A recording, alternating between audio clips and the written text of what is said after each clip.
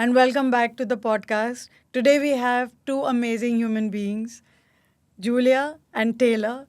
And I'm not going to tell you their story, we'll just find out as we talk.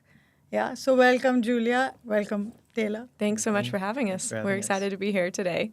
So, can I just start with you, Julia? Tell us about your childhood, how you grew up, what did you study, what? Just tell us everything. Yeah, so I grew up in a small town in Alabama, and very small town, and I think I always had an itch to get out and to go new places and see new things. And so I went to university and studied international studies. I thought that would be a good way to get in the world somehow, I did a minor in the Spanish language because I was very interested in Spanish. And in the midst of all of that, I met this guy who also had a desire to go live somewhere else in the world. Yeah. So were you also from Alabama? I was also from Alabama. So we actually grew up only 30 minutes away from one another. We had many mutual friends, but we did not meet until university. So I'm thankful for that. Yeah. Because she probably would not have liked the high school version of myself. So I was a little bit more mature in university, but kind of similar story. I grew up, I'm the oldest of 4 children. Julie is the oldest of 3. So we're both very type A, driven personalities, and fairly large families. And yeah, I mean, growing up in Alabama, kind of small town feel, and we just had an interest to do international something. And did you ever dream that you would be living in the Middle East? If you would have told me, let's see, we've been married for 12 years now. If you would have told me 12 years ago where I'd be today, I would say no way. Like, how did that happen? How did all the pieces fit together to form that type of life? So tell us, how did it happen? Yeah, so we actually got married in university. So we worked really hard to graduate early because our parents were not very keen for us to get married so young, but we were determined. And shortly after we got married, we decided to move to China. And we just went to another university there just to do language and culture learning. Taylor's undergrad is in anthropology, and so it dovetailed off of our undergrad degrees really well to just go have an international experience. To China. Alabama to China. We looked at no a map. stop in between. We looked at a map and just chose what is the furthest place away from our hometowns. Yeah. Let's go there. We found it. And the place that we lived in China, there just wasn't a lot of English speakers. So it was speak Chinese or starve. And so we, just jumped in head first into Chinese language learning. And we would learn like a new food word and take it to a restaurant. And so we went to a restaurant one day and all we knew was tudo, which is potato. And we were like, tudo. That we were just saying that, and the workers there were a little confused of what we wanted, and they went out and got us some French fries. So we were like, okay, you know what? Not what we were going for, but I feel like this communication worked well. Of like, okay, they understood our need, and so it was during that experience. I was walking around one day close to the university just practicing my language. And so just trying to meet people and let them persevere through my broken Chinese practice. But one thing caught my attention was there was a young man and a group of children around him who all had white canes. And so in my mind, I was thinking, it looks like a lot of like blind students. What's happening? I can't read anything, so I can't read that right behind them is the school for the deaf and blind. But I just go up to him and ask, like, hey, what's going on here? What are you doing? And he said, oh, this is a school for the deaf and blind. We're doing an orientation and mobility lesson outside. Would you like to come inside and just like look around the school and take a tour? I said, sure. Like, I would love that. I'm a very curious person. I love to see what's behind every door that I walk by, And so when he said, do you want to take a tour? He meant, would you like to teach English? And so after a very quick tour, he was like, okay, teach them something. And so I just taught the kids a fun, like, little nursery rhyme, and we had a good time together. And he asked if I would be willing to come back once a week just to do a fun English class. Nothing serious, just for the kids to have some exposure to English and to have some fun. And so I immediately agreed. I thought it sounded really exciting. And then I got home thinking about what in the world am I going to do? And that began my learning process. So, had you met anyone who was blind at that time? Never. Before in Never. Alabama or in school or? Never. So, actually, a fun fact about the state of Alabama is that's where Helen Keller is from. And Helen Keller is kind of the most famous Deaf and blind. And so there's a lot of things named for her after our state. She made a really big impact to the community there. But no, I had never met anyone who was blind with a visual impairment, anything like that. And I especially hadn't taught anyone. And so I had a little bit of experience just teaching gymnastics. And I had a couple of students in my classes that had different needs that we had to adapt to or learn how to work through. But that was really the extent of my experience. And so you were teaching once a week. They were deaf and blind? Or? The school was for deaf and blind, but it was separated so that the blind students were all together on the first floor and the deaf students were all together on the second floor. And so I had students ranging from first grade, so like age 6, 7, all the way to 18 years old. And they lived there or did they? It was residential. So students there from the province could reside there if they chose. But if they were from the city, then they could come and go. And was the government supporting them? Or how did it, from my understanding, it was a government-supported school. But I was just a volunteer. So I just showed up just for fun on Fridays. So what was that experience like? What did you go home and tell Taylor? When you went home, what was it? What were you telling him? Well, I was so excited. I mean, from the very beginning, I was like, you're not going to believe this opportunity that that I have. Like, I'm so excited to learn and to meet these students. And honestly, I think that this is the way that it is a lot of times. When you don't know something or about someone, it's just scary and intimidating. You know, you see someone completely different from you and it's kind of a gut response of like, what do I do? And so I think my favorite part of that experience was I just met all these incredible people, and the answer is, what do I do? Is just act like people. The students learned a different way than I learned. They do things a different way that I do, but we're all kind of working towards the same goal and doing the same things. And so I think especially I was just really naive and I didn't know, I didn't understand. And spending time with those students, they just really taught me like, hey, this isn't scary. This isn't weird. It's just who we different. Are. Yeah, it's who we are. It's different than who you are. And that's good because it would be boring if we're all the same. So. And did you feel that they were lacking in anything or, Absolutely not. Yeah. I mean, I guess one thing is that I don't feel like they had a lot of good access to the community, but as far as them, their persons, absolutely not. I think one of the things I was blown away with was just how any of us do, they took their skills and their strengths and they made beautiful things out of it. And so one of the things that the kids like to do is make Braille art. And so they just have these like beautiful pictures that they've made on their Braille writers that are all tactile. So you have to look really hard to see the design, but if you feel it, you can see like all these intricate like designs and pictures that they're making. I've never seen that. I have some at home. I'd love to see it. I've since learned how to do it, but I have to follow a very strict template if I'm going to do Braille art. So that was just something unique and different for me. A lot of the students there played musical instruments, and so it was fun to listen to their concerts. But then they also just did normal everyday classroom stuff. They're all working on their maths. They're all working on their reading and things like that. And so were you inspired to go and learn Braille at that time, or? Not really. I was working on Chinese, which was really hard, and the kids loved to laugh at me because I'm communicating with them, teaching them English, but also trying to communicate with them conversationally in Chinese, and so they got a big kick out of me. But I think I kind of left with like, oh, this is interesting, this is fun, these kids are really cool, I enjoy them, but I didn't imagine that it would have a huge, lasting impact on my life. And when she was like all excited about it, did you want to experience it as well? Did you? Yeah, I did. I did experience it. Not on a weekly basis, but on like bigger holidays or things. We did I think a Thanksgiving party, Christmas party. Kinda teaching anytime them is a some good time to American party. holidays.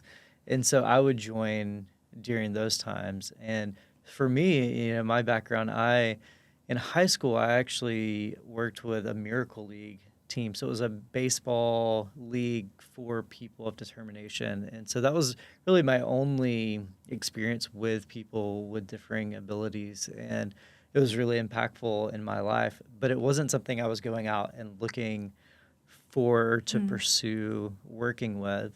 And so, I was in China for I wanted to learn Chinese, but I was there for business. So my background is cultural anthropology, but I also have my MBA wanting to do and pursue international business. So I had things going on during the week, but I was able to go and participate, and I was blown away at just the level of intellect and creativity that these children had. And I think this is the first time I had really just spent time in like a classroom setting with people who were visually impaired. And I was blown away of how normal they are and how they can do anything I can do just differently. And So, and then when did you decide, Yeah, our life kind of took a turn after that. And so we persevered as students. We really enjoyed learning culture and language and all of those things. But as Taylor mentioned, the ultimate goal is to do business there in China. And so,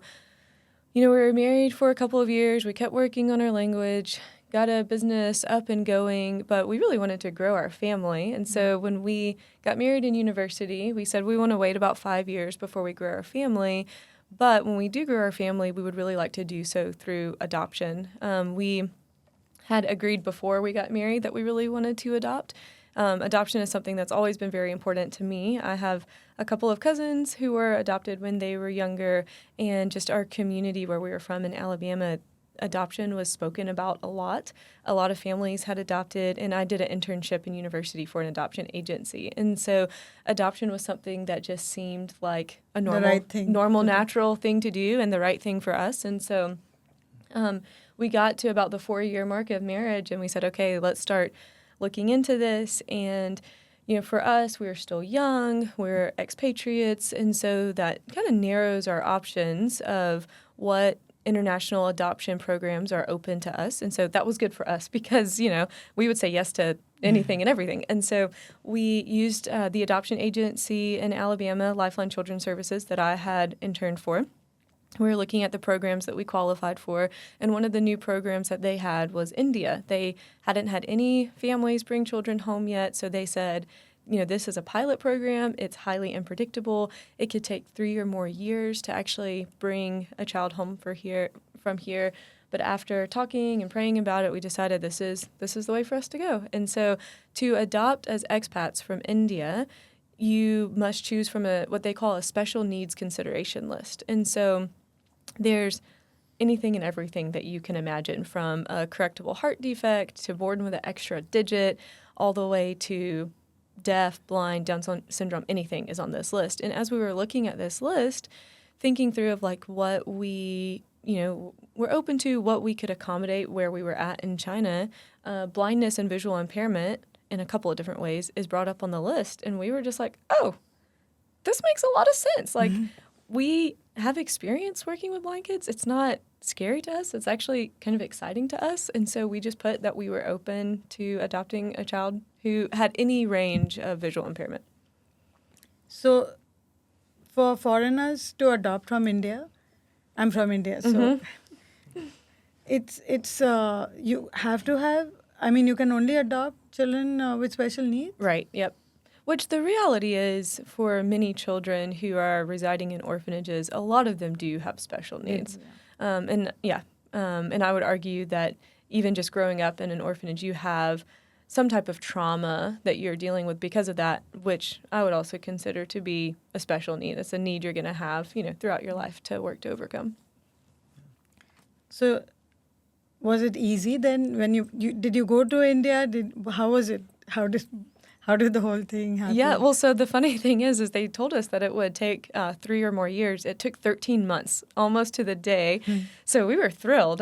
Faster is better to bring our little baby home. I'll let Taylor speak to the difficulty, because a lot of people call adoption the paperwork pregnancy, because you don't go through the physical pains of birthing a child, but the paperwork is pretty painful. Yeah, there's quite a bit of paperwork throughout the journey. But again, as I mentioned, we were both firstborn, type A personalities. Mm-hmm. And so whenever someone tells me, oh, it's going to take 3 years or longer, I said, no, we're gonna beat that. And so anytime I received a document to fill out, I did it immediately, submitted it. And so we just stayed, yeah, on the ball in that So is there a process. lot of questions about your background and There's anything from getting a police record, so we were unique in that we were United States citizens, but we were residents of the China? People's Republic of China. And so we had to get background checks from our country, so the United States, but also local police clearances in China. And so there were just unique factors that we had that just extended the paperwork process. So there were anything from background checks to evaluations on us that we had to complete. There's a All whole of home that. study There's a whole process. home study process. Yeah. So we had to have someone come out to visit our but home. in America and in China? So Yeah, the so we psych. Mhm. yeah, so Wow. we had to have someone from the United States come out and visit us and spend time with us to do a home study process. So they had to see our home. They had to see where is this child going to be living, ask us a lot of questions, very invasive questions about our life, and all that is put in place to protect these children. Yeah. And so it's just a long and lengthy process, but we pushed through, and from start to finish, we had Hallie in our arms 13 months later, and so which is one of the And best how old days was of our she life. then? She was 18 months months. old Mhm. Wow. when we traveled to So India. she was walking and she was. She actually wasn't. So She wasn't? yeah, Oh. she was born premature. So to back up a little bit, we filled out the special needs. We went through the whole process, and then the way that it works is you're matched with a child, and then all the legal steps have to take place for them to become legally and officially your child. And so Hallie was born blind because she was born severely premature. And so the prematurity caused the blindness, but also for many premature babies, they're just a little developmentally behind. They need a little bit of time to catch up. And so at 18 months, she was more like a 6-month-old in size and in development. And so honestly, we just had some really sweet times because I got to hold her like a little baby, the whole time that we were in India, and we just had some really special bonding time. But again, another culture shock. So from America to China to India. Oh, absolutely. Okay, you've got to tell the story of when we went and actually picked Hallie up. That day.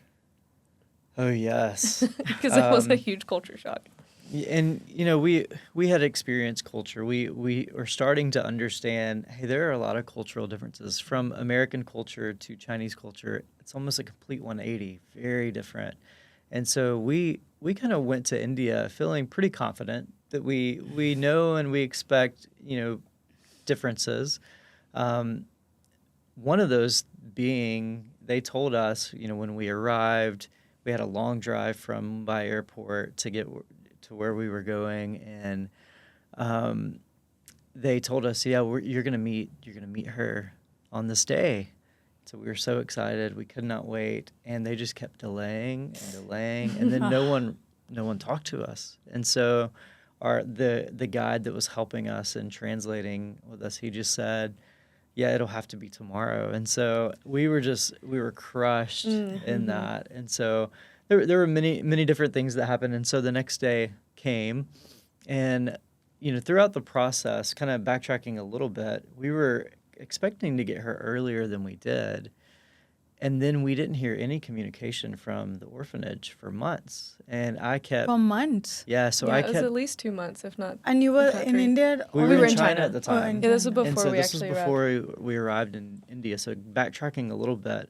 So we were told eventually that, yeah, it's going to be, next year. They're just not communicating. Well, once we arrived in India, we realized the day we got Hallie, they were actually waiting for a grand opening of a new orphanage. So that was the point. We ended up being the headliner for their grand opening of this new orphanage. We had no idea. We had no idea. And so what they did is on the day we finally got to meet her, they handed her to us, and we got to hold her for about 30 minutes. Mm-hmm.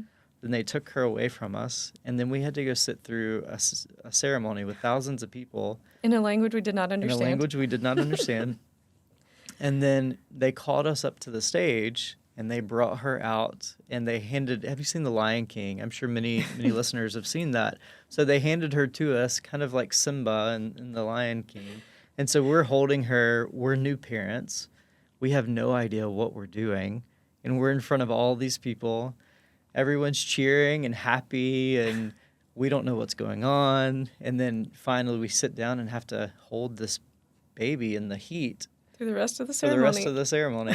And And you then don't have diapers, milk, nothing. No, we don't have nothing, anything. no. And so, and then finally that ended, and then we were bombarded with local news stations wanting to interview us and ask questions.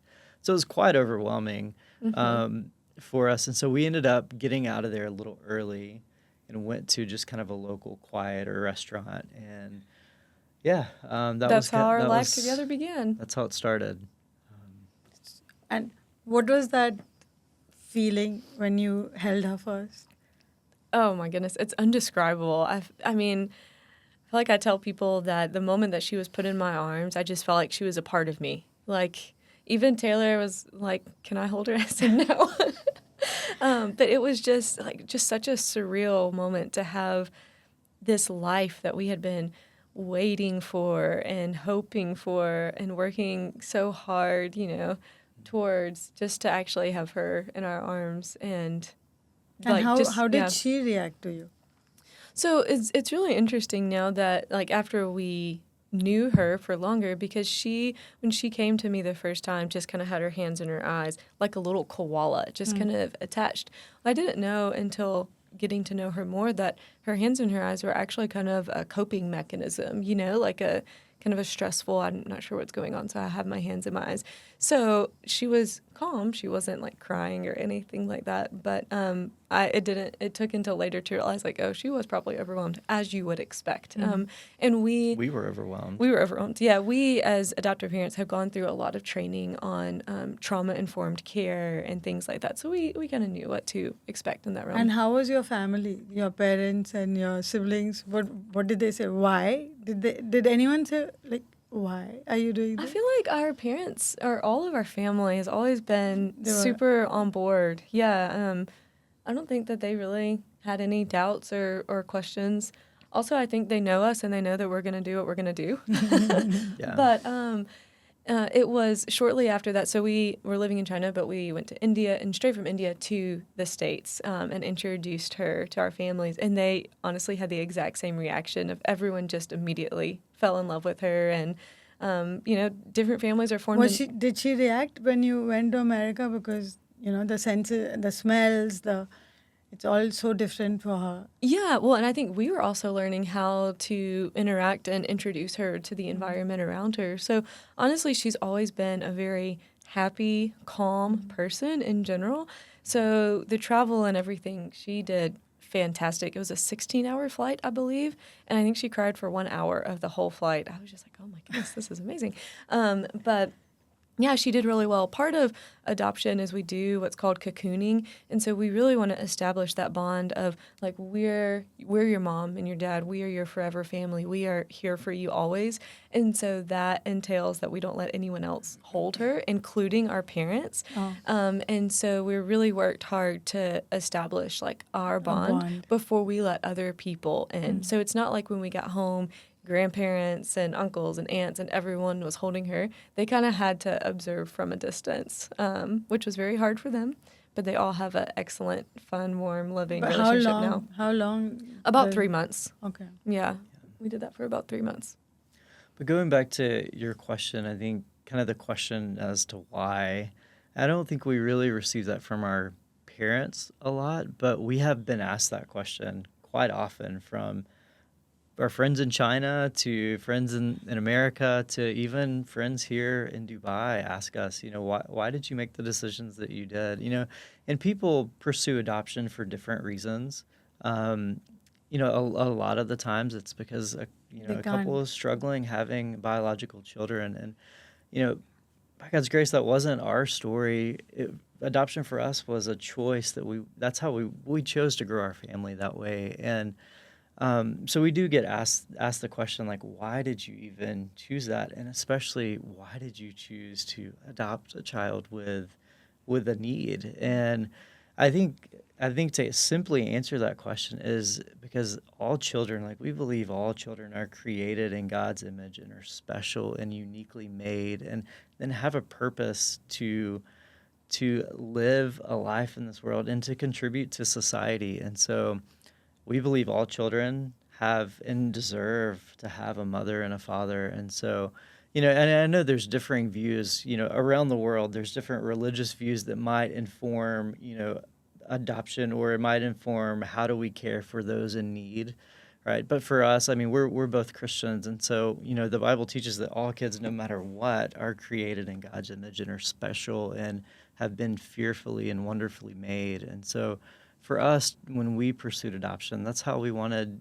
I mean, that was a big reason why we pursued it, because there are so many children around the world who need parents who haven't had the many luxuries that we've had in our life. And so, no, we didn't approach that as if we do this, it's going to be kind of points on our end, or, we're going to be viewed as good people. But we just did it because, one, God loves us so much. He has blessed us, and he has, in many ways, adopted us into his kingdom as sons and daughters. But so at the same time, we wanted to show that love to Hallie, and adopting her has been one of the best decisions we ever made. I mean, it's been absolutely As a incredible. parent of a child with special needs, I mean, she's no more a child, she's an adult. She's 27. So, for us, and you speak to any parent who has a biological child who has a disability, I mean, we grieve, because this is not something that we were planning on having. So we grieve. And the more and more parents that I speak to, all of us have gone through the same, and we go through this why me and the stages, and then I'm just seeing that. So for us who have a biological child with a disability, it takes a toll on marriages as well. Yeah. Big toll. The coping mechanisms, it's not coming at the same time. For you, you all were on the same page from the very beginning. For us, it's, so you have come to this stage of your grieving process. Your husband is here, and then we don't come to the acceptance at the same time. My husband was like most men. He was in total denial. He said, she's fine. She's fine. I don't know what you keep saying. She's absolutely... Most men have this reaction. And I would say she's not, And so it does take a toll. And, I was trying to be this super mom, doing everything, taking all the decisions and, keeping him. Then I know what I'm doing. And I wasn't letting him in. Which is wrong. I mean, you realize that later. Sure.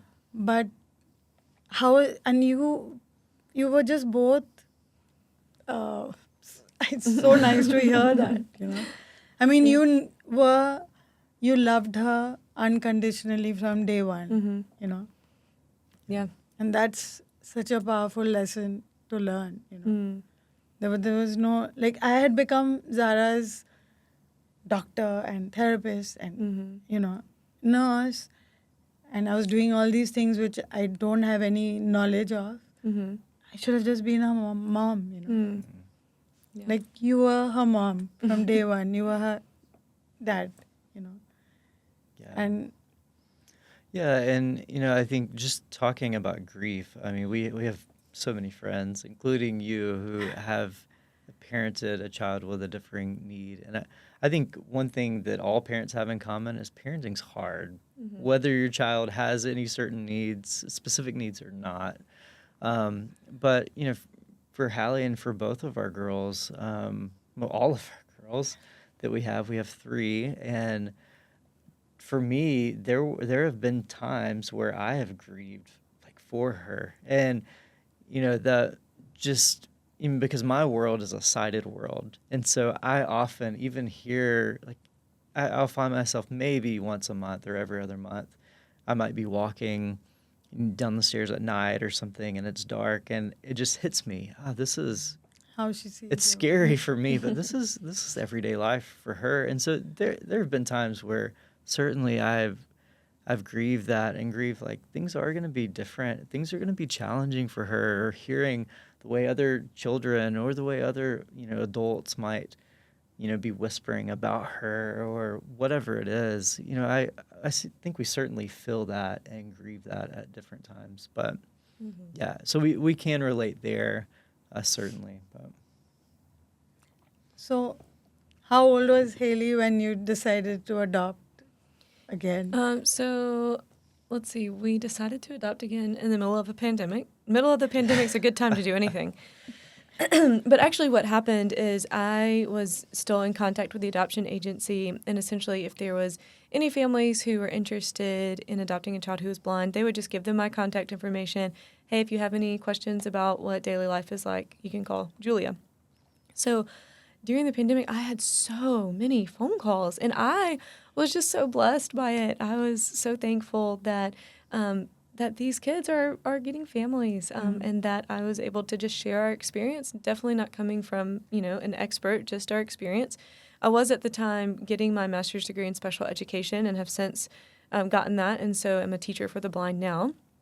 But as all this was happening, I told our social worker, like, oh, thank you so much for connecting me with these families. I love to be a part of other people's journeys in any way that I can help or encourage them.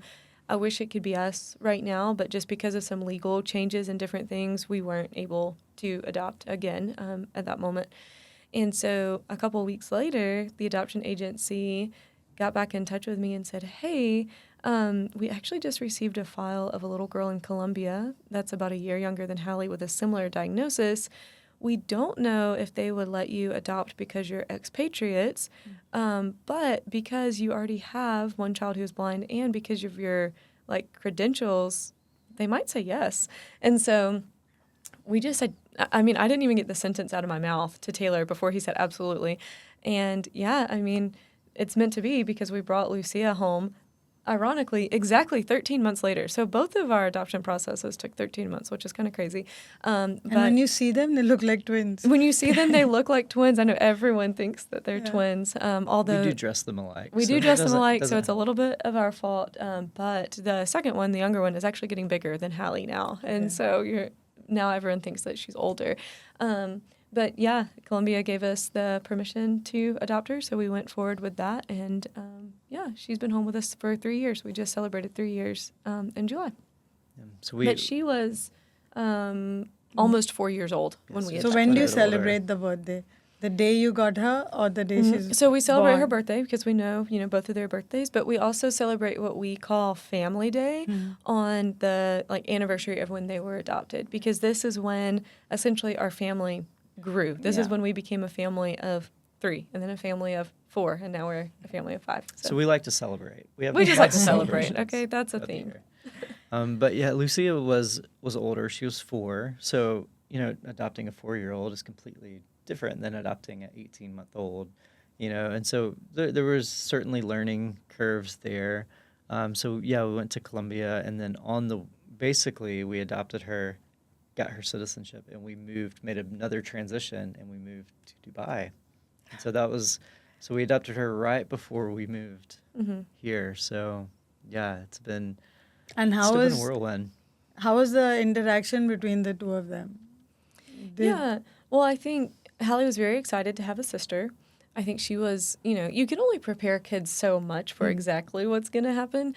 She was expecting a cute and cuddly little sister. I tried to tell her, 4-year-olds are not cuddly. They might be cute, okay, but you're not holding them in your arms or anything. So the transition was a little difficult. I think having to share mommy and daddy's attention is challenging. And also, when you're 4 years old and just becoming a part of a family, you don't know how to be part of a family. Yeah. You don't know what those daily interactions are like. And so it was really challenging for her to really connect, well to us and to understand everything that was going on. But And the language. and the language, absolutely, which I do speak a little Spanish, and so that was helpful. But honestly, she caught on to understanding English very well. And so I think day by day, we've made forward progress, a little more forward progress as time passes on. Amazing. just listening to, and did you ever feel like, have you done the right thing? Were you, I think that I constantly struggle with, am I doing the right thing? Am I giving them enough? I've definitely never, second guessed our family in the way that we exist. But I do just have a tendency to feel like I'm not giving them enough. I'm not doing them enough. I'm not setting them up to succeed. All of these things. So I feel like that's where my biggest things are, is just like, I want to be able to do everything for them. But that's not for them, but to like invest in them and to prepare them so that they can do things for themselves. So I feel like that's really been the only thing that I've struggled with, is just this idea of I want them to have every opportunity and everything. And so I feel like I fall short. Hallie was our number one. She's our first child. And, as parents, we feel like we know her, we know what she needs, we feel confident in that. And then Lucia comes along. And just because Lucia is also blind and has a similar diagnosis, she is a completely different child. Different person. And so it's been a whole new learning curve trying to figure out, okay, we have two different people who both have similar needs but different. How do we parent both in the ways that are meaningful to them? And then we added a third, our first biological child, who was born here, Eliza, and she is a lot like me. And so I see a lot of my... You think you have parenting figured out until you have another kid, and then you realize you're starting from scratch again. How did that happen? And so I think there's challenges with every kid you experience. But yeah, we definitely need a lot of grace. We need a lot of grace ourselves. We need to give each other a lot of grace, and I hope that one day that our kids will be able to give us grace as well, as they look back over their lives. for sure. And how are the three of them now? Did they, like, when Liza was crying, did that bother them? Because now another baby, now a baby has come in. Yes, a baby who's now a toddler. The baby was easier than the toddler, in the big girl's opinion. But I think it's just been really sweet to see how they all interact and just love one another and also get jealous of one another, just all the things that you would expect. But it's just really fun. Like, Hallie really loves to be hands-on with anything Eliza is doing. And so when Eliza started crawling, Hallie would just get down on the floor, put her hand on Eliza's back, and kind of like, three-legged crawl around the floor because that's how she's interacting. She wants to touch. She wants to be feeling her. She's very interested in all the things, all the baby clothes and the baby shoes. She wants to have her hands in whatever business I'm doing, which is so sweet. She especially loves bath time because bath time gets the most giggles and the most splashes.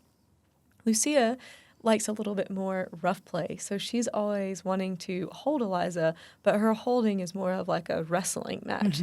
And so they all have, ways that they're wanting to connect. Eliza has found that for Lucia is very low verbal, so she doesn't communicate verbally a lot. That doesn't mean she doesn't make noise, because she makes a bunch of noise. And Eliza has really honed in on that, and so she'll like make a funny random noise because she knows that Lucia will repeat her. And so this is just a game that they both think is hilarious and just gets louder and louder and louder until I just have to shut it down. So it is really fun just to watch the fun ways that they interact with each other. Yeah, and our first two, obviously Hallie and Lucia, they're both blind. Well, Eliza's sighted, so for us, parenting a sighted child has been completely different as well. But it's been really neat to see as Eliza has grown up, she's very aware and is starting to really pay attention to the girls and how, at times she was like, I can go and take this and get away with it, you know? But now it was really sweet a couple weeks ago. I think we were around some other children and another child they came and took something, I think, from one of the girls.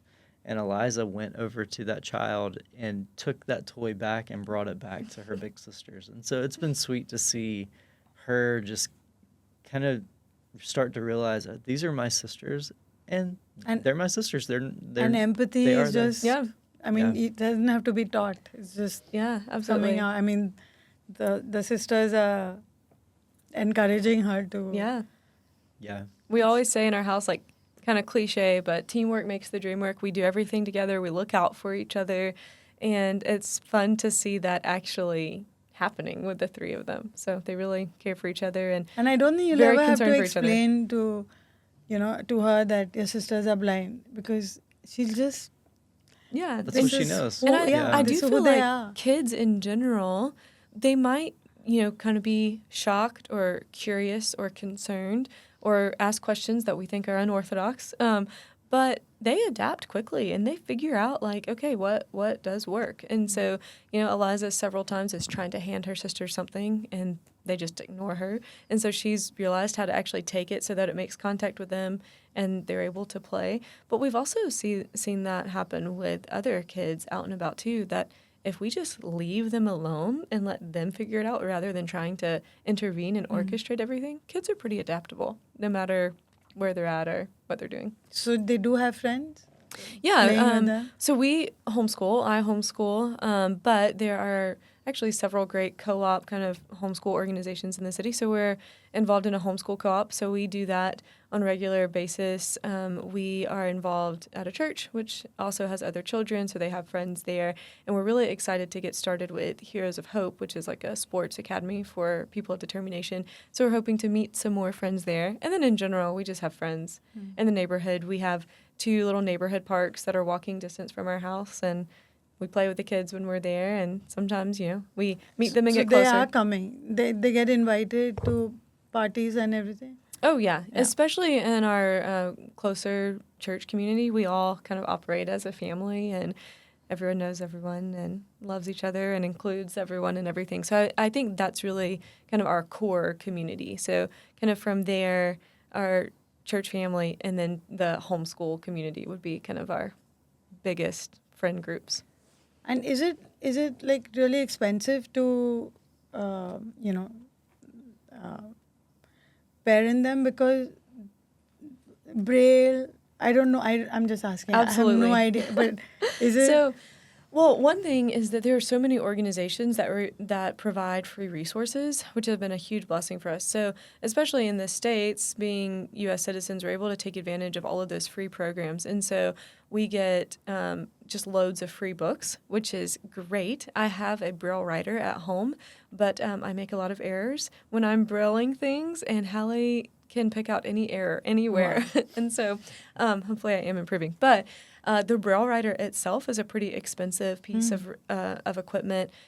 Braille printers, very expensive piece of equipment. And so, yes, to get the technology and things that they need, it can be expensive, but there are a lot of organizations that help make it either free or affordable. And one of the main things that the girls are learning to use right now is just iOS. So iPhone, iPad, we all have those. And ask Siri or whatever. Ask AI. Yeah, exactly. So, for them, they can pretty much use, a smartphone or a tablet to accomplish a lot of things. And it's no extra expense to use those things. If you take an Apple product out of the box, it's immediately accessible to a person with So do visual they enjoy impairment. watching and listening to cartoons like all the other kids their age? Yeah, Are they well, watching? I will say we're kind of as much as possible, we're kind of like a show-free family. Can't say screen-free because we have to use those. And so we'll have like a family movie night every couple of weeks, or we'll either take them to the theater. The girls get into Vox cinemas for free. So yeah. you can, POD and a caregiver can go like once a week or something. We don't go that often. So do they like shows when we watch them? Yes. Do we watch them often? No. But they do have several podcasts that they like to listen to. So they listen to a podcast every day and they love music. So I have so many playlists of different themes. Like we have a friend with them while we were here doing the podcast, and they love listening to this math playlist every day. And so it's just like different types of counting and adding and subtracting and all of those things. So especially things with music, they really get into. And But do you even- have help? Sorry. Yeah, so even with movies, and a lot of movies now have audio description. And so when we do watch a movie, we set the audio description on, and so it's describing most everything happening in the movie. Now, if there is not that audio description, we are the audio description, and that can get pretty tiring sitting in a cinema describing everything. Yes. I long for the day that we get audio descriptions in theaters here in Dubai, because it's something that it's a setting that we can turn on Disney Plus or on any watching platform at home, but it's How not does that something that's work? here. So essentially what happens is if you imagine a movie is starting, and so there could be some background music or something, but there's some obvious visual things that are setting the scene. So like think of Little Mermaid. The audio description will come in and say, there are 4 mermaids swimming under the water, and they'll give as much description as there's time for before talking starts. So it essentially just sets up anything that's important for you to see. It'll just say it. Say it. And so otherwise, like when we go to the movies together, we just went to see the Minions movie or Despicable Me, whatever it was. And so I'm just sitting there in the theater just talking the whole time. And let me tell you, Despicable Me was hard to describe. I was with all the little yellow minions and these like crazy, flying contraptions. And Hallie's like, what is that? What is that? And I'm like, I don't know. I'm not sure. So, yeah. And do you have extra help in the house? Because Yeah, well, we do. I do feel like it takes a village. And so I feel like we're both pretty flexible. Taylor definitely helps out with the girls a lot as he is able, as his work schedule is able. But I have a girl from the States that is here with me this year. She has her bachelor's degree in special education, and she's helping me homeschool the girls this year. amazing. Yeah, really excited about that. And how do you think living in the UAE with, 2 girls with people of determination, how is it for you in UAE compared to America? Or, Yeah. okay, no, let's not compare. Just let's say, Yeah, Well, how's it been? yeah, I can speak to that. So I think living here in the UAE, this place feels like home to us. Our girls, Hallie's from India, Lucia's from Colombia. Like, our family dynamic is culturally diverse. And I feel like the city is a representation of that. And so we feel quite at home here. And now, in regards specifically to people of determination, I think the country and the city has done a really great job of, and I still feel like we're on the cusp. Obviously, there are more improvements we can continue to push deeper into. But in general, like, the girls get a lot of kind of special provisions. Anything from little things like RTA providing, free SALIC, or, the Mohammed bin Rashid Library, has a lot of Braille resources even in that library. nice. Or, getting into water parks. And there's a lot of organizations like Heroes for Hope and many others in the city that are working with people of determination, and a lot of hotels and a lot of, zoos and other venues, parks, allow for free or discounted entry. So it creates a space for them to get to experience and to do more things. So we have thoroughly enjoyed living here, and even just being advocates for the visually impaired community, and people determination. Add anything? Well, I think also relationally, people are very warm and welcoming. I think, we get a lot of stares, as you would imagine. And a lot of times, if we're just friendly back, then it starts a conversation, and people are very friendly. And so I think that we've had lots of opportunities, because of the girls, just to meet people and have opportunities to advocate. And I think when we talk about that with our friends who are living back in the U.S., because I do think there is that mentality of, oh, well, surely they can get more services here. And I think once we have the opportunity to explain to our friends, no, actually, these are all the things that are provided here and that the girls get to do and experience. They're pretty blown away at what there is here, what's offered here. You know, when this name changed, people with disabilities, people with special needs, to people of determination, what was your reaction? Did you like it? Yeah, so we visited Dubai before we moved here, and so that's the first time we were introduced. And I think that we just thought like, oh, like that's clever. We like that. I think my thing with terminology is who came up with it? Is it people of determination themselves, like people with disabilities were like, hey, we would rather be called this, people of determination? If so, I'm all on board, you know? But whenever I ask them, Mm-hmm. you know, what do you think about it? They say, we love it. Yeah. We love it. So that's kind of my opinion. If you love it, I Yeah. love it. I think that I love telling my girls that because, you know, Hallie's always asking, you know, people of determination. It's a new term for her too. I was like, yeah, because we're determined. Like we're gonna do this. And so I actually have used that phrase a lot. Like even in, you know, homeschool, I'm like, you know, we're determined to get this done or get that done or achieve this goal or whatever it is. So And if you see like on platforms like the Paralympics that's happening right now, I mean, it is incredible to see so many people with varying abilities competing at a very high level, Yeah. and they're people of determination to get to where they're to compete at the level that they are competing at. So it's just really, really cool to read about these stories and to see people succeeding. So do you see them, the future? mm-hmm. You know, what is the future for? How do you perceive it? Yeah. That they will be independent. I see it like that Mhm. because I've seen you, I've seen them. you I know. think our goal is we want to give them every opportunity to pursue their interest and their strengths. And so, yeah, I think that, again, it also takes something on our part to give that opportunity and set the expectations high. I'm a very big fan of setting expectations very high because if you set them too low, then you're saying, hey, this is as far as you can go, no further. And so, yeah, just giving them what they need to thrive, to figure out what they're interested in, what they're good at, and then it takes the determination on their end to see that goal achieved. And so, yeah, I have no idea what the future holds. I kind of don't know what's happening tomorrow, but I definitely have high hopes and high expectations that they'll be able to do whatever it is that they're willing to work hard for. So, Yeah, I'm sure. So I don't know if you watched the film. I asked you. I sent you. no, I didn't.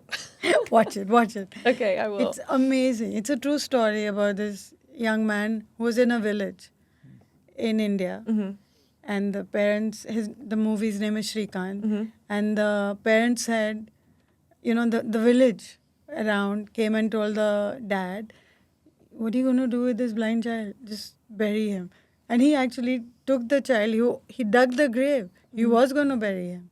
And then the mom came and she said, no, please, let him live. We'll take care of him.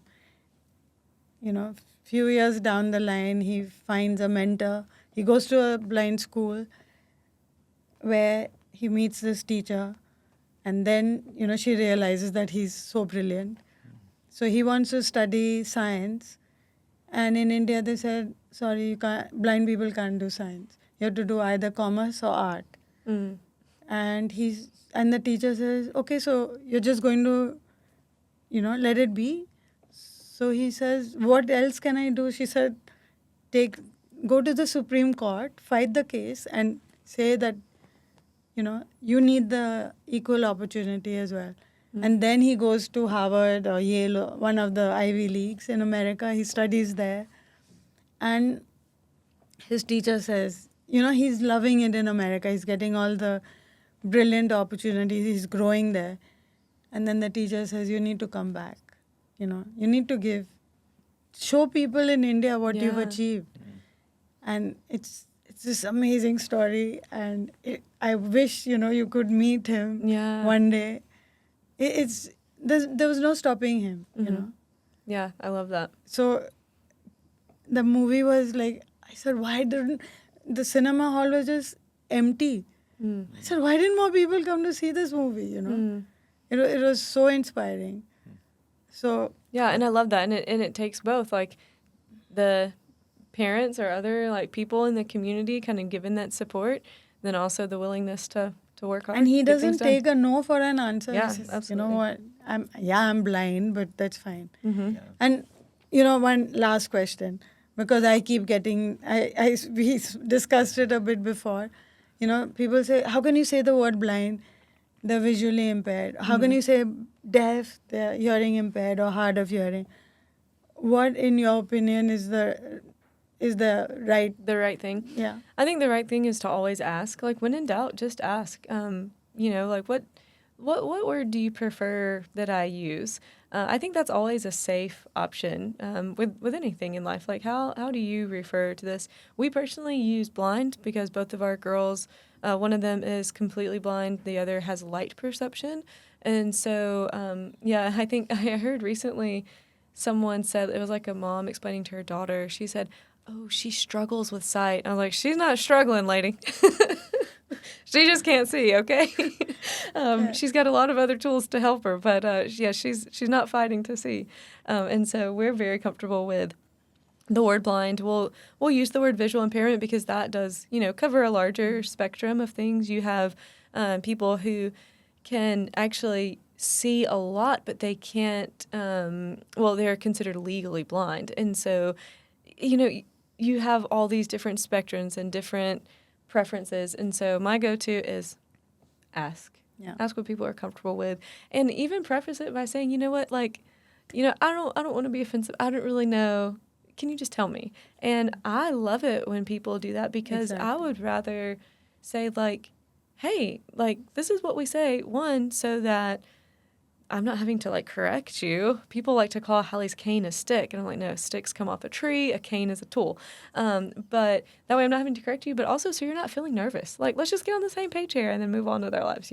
So yeah, I think we feel really cared for when people do ask. yeah, Yeah. just Like, ask. Yeah. Me too. Yeah. When I'm with Zara in a wheelchair, I love it when kids, the staring, Yeah. and then I ask them, do you want to say hi to Zara? She can't say hi to you, but you can. Mm-hmm. So would you like to say hi to her? Yeah. And the mom is like, Yeah. I said, please let me explain, because I don't know if you will be able to explain to your child when the child Right. goes home. I don't know what you're going to say. Exactly. So please Right. let me explain, Why is she in the wheelchair? Why is she using the white cane? We're happy. Yeah. It's not like we're trying to keep those things a secret. Like we are out here in public with something that is very different than you. If you're curious about it, come ask. Yeah. We love that. I'm curious. That's how I got myself in this position, And so, yeah, we love that. And it forms a bond and a mutual understanding, and it really enriches your life if you're willing to step outside of your comfort zone, to have a conversation and just to learn something new about a person who probably has more in common with you than they do different. Exactly. Yeah.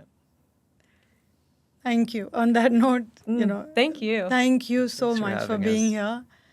This was really interesting, I've met both the girls and your little one, and, you're doing such an amazing job. So carry on doing it. You're both wonderful parents and great human beings. I've got to know you over the years. Mm-hmm. And so thank you so much for Thank being you. Yeah, here. thank you. It's been a pleasure getting to know you as well and Yep. hearing and learning from you of all the things that you're doing. So thanks for Absolutely. having us. Thank you. Hope you enjoyed this, and we'll be back soon. Thank you.